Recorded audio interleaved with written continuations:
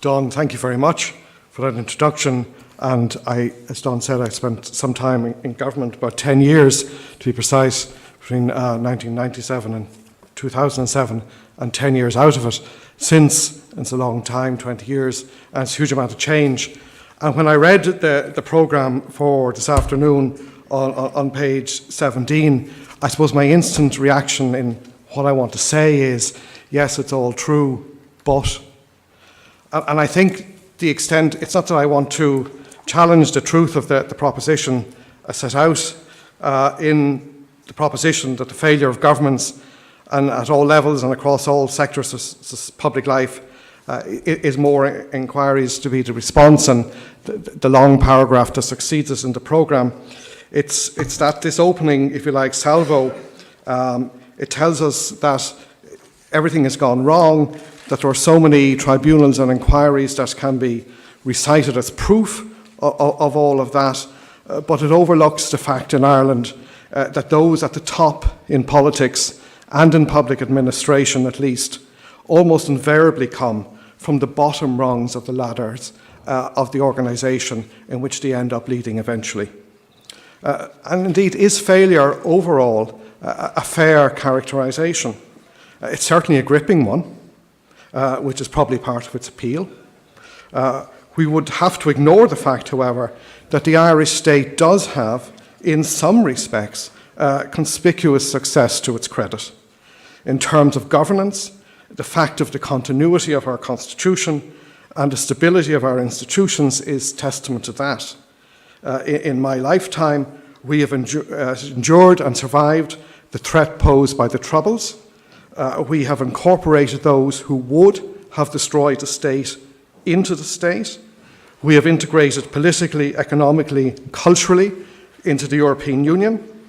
We have assimilated largely successfully a wave of immigration that is astonishing in terms of its numbers and which fundamentally changes the meta-story in Ireland from one of emigration to one of immigration.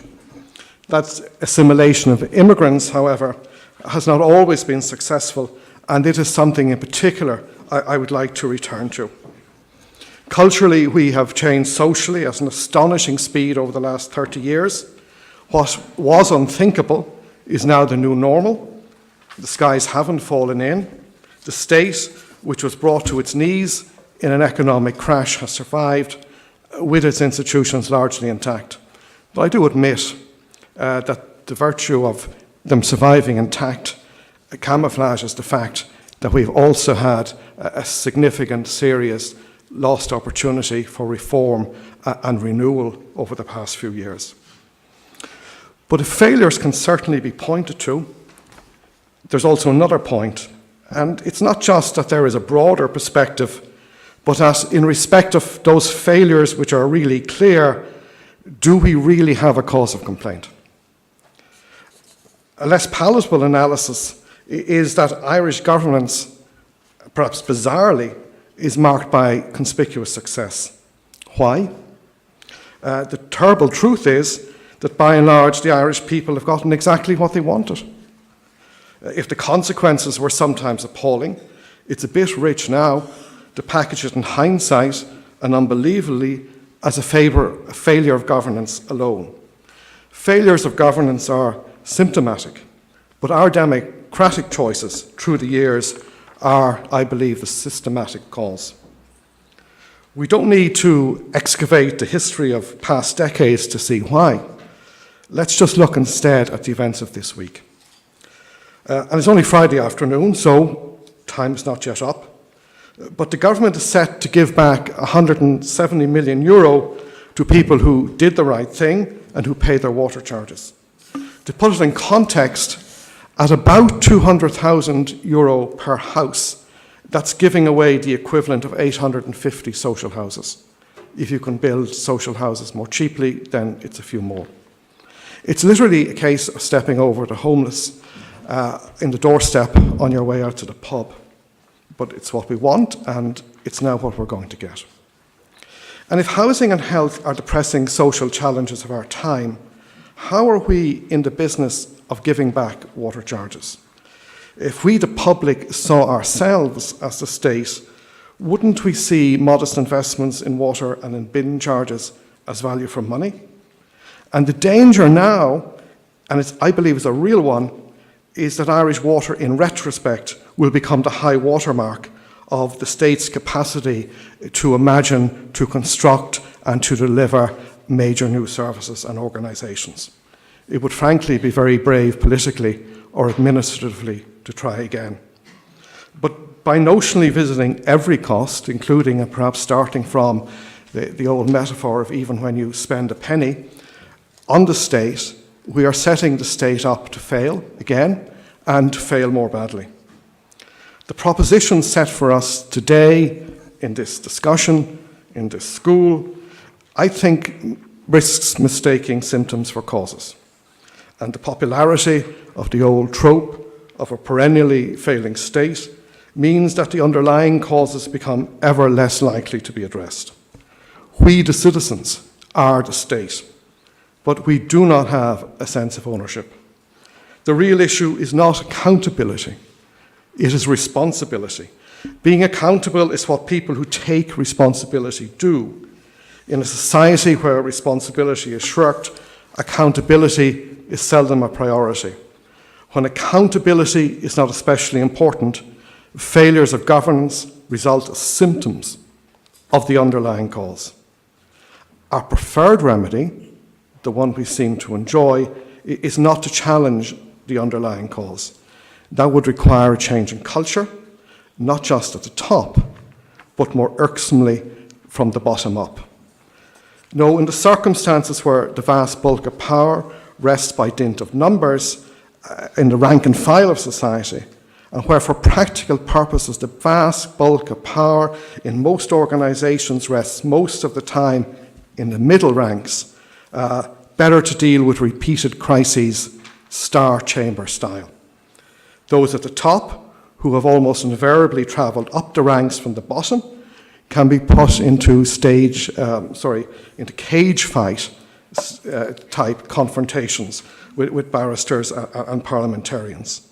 If you get out alive, you can keep your job. It's gladiatorial. It reinforces the culture of the strong man, which in organisations is the cause of so many of the failures we speak of. It also reinforces the instinct to shirk responsibility among those who are charged with it. It is a deep irony that we have a society that ostensibly changed completely over 30 years, while simultaneously not just perpetuating, but perfecting an inherited command, control, and punish model of accountability. We have parliamentary committees operating on the same principles as MacGill laundries. They are not in the business of learning from mistakes. They are not about cultural change. They are about public humiliation.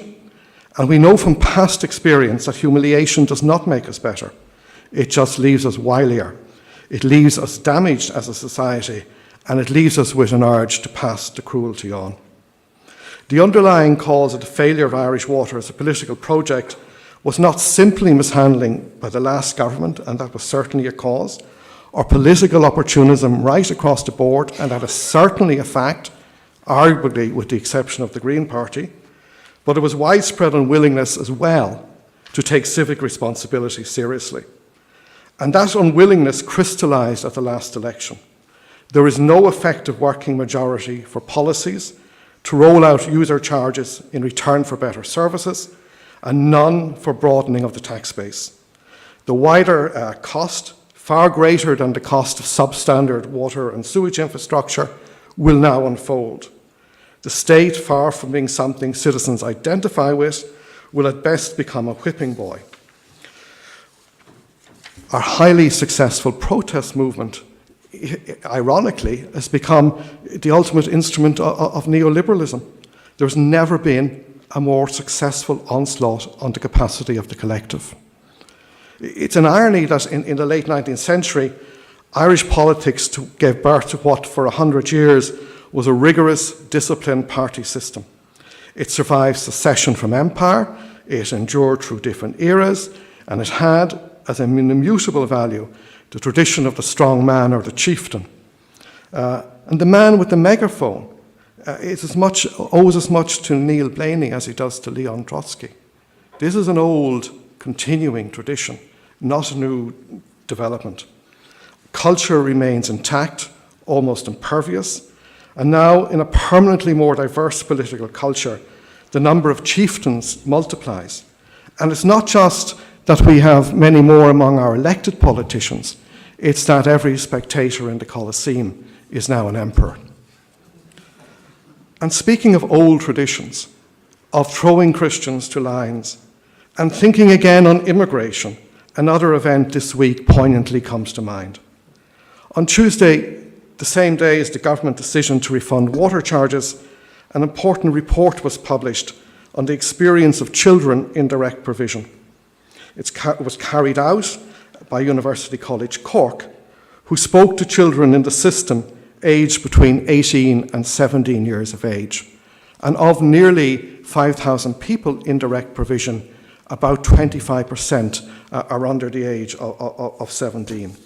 And the report was an excoriating indictment of how vulnerable children are cared for by the state. You couldn't bottle the public concern that followed. But let's stop for a moment. Let's look clinically at what is actually happening. Is this, in essence, another state failure? Is it really an indictment of the state apparatus alone? Or is the failure of the state just a symptom? Is the cause of what is being done in our name in Direct Provision Centre an expression of our attitude? Of course, some people do feel differently. Many people feel distinctly uncomfortable with the spotlight being put on something so disquieting. But thousands of people, including children, are in direct provision because this is a society that is both astoundingly generous with its spare change and deeply begrudging with its scarce resources. We need only think back to the early noughties before the citizenship referendum of 2004. There was a real issue to be addressed, I believe, in terms of regulating entitlement to citizenship. There was also a rising tide of racism. Urban legend abounded with stories of them, and them referred invariably to people of different race and colour, being loaded with cargo of free prams, of free flats, of even free cars by a state that in the retelling couldn't or wouldn't look after its own.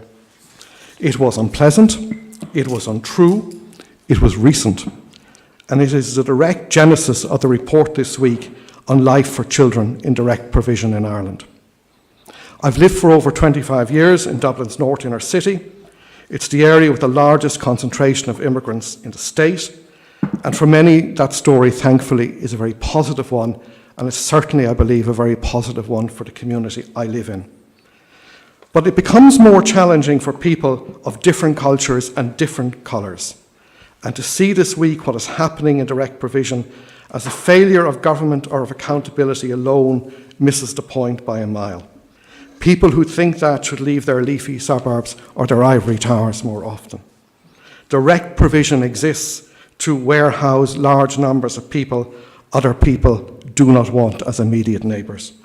And the fact of a housing crisis doubles down on that challenge. What is needed is not charity. What is needed is resources. Resources require a much broader, more sustainable tax base. They require a citizenship based on responsibility as well as on rights. It was never strong, and in my opinion, it is becoming weaker. There is something profoundly out of sync when on our watch, children in direct provision are the Tuam babies of the future. And at the same time, the Tuam story is treated as a modern scandal when it is not. It is simply a renewed awareness of what was a very open, blindingly obvious part of Irish life until too recently.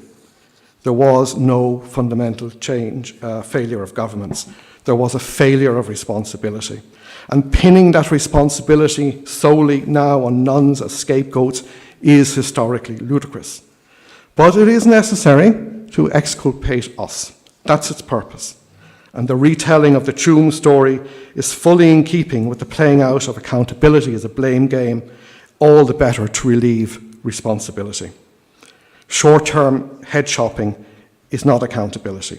It does nothing to inculcate cultural change. Indeed, it arguably reinforces the devious instinct to keep our head down and our mouth shut. This is a country that cannot deliver on new charges, new taxes.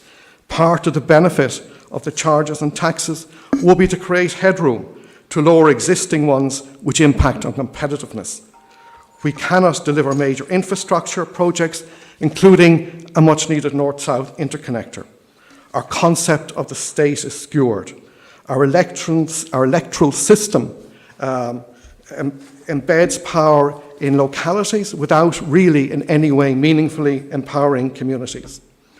We think we have a politics of rugged individualism and elect people who tell it as it is. But in fact, it's an out-of-tune chorus telling us what we want to hear. And ladies and gentlemen, we have what we wanted. The savagery and the inefficiency of sporadic attempts at accountability will, I think, risk this state becoming a shelf company, with everything increasingly outsourced. Because the personal and the economic risk to risk-taking, to building new organisations, for stretching the state in new endeavours, will be instinctively recoiled from. And astonishingly, in another event, not of this week, I think, but maybe last week, we are about to allow our elected government outsource the appointment of a Chief Justice to a committee. But of course, we have already been down that road in relation to the appointment of the Commissioner of An Garda Síochána. Severing links of accountability isn't better governance, it's responsibility avoidance, and it's also ultimately completely pointless. The radical fact is that democratic politics is about the vote. It's about the equal vote of everyone. Only the vote is the vox populi. We, the people, have spoken. We should now take responsibility for what we did and act responsibly. Thank you.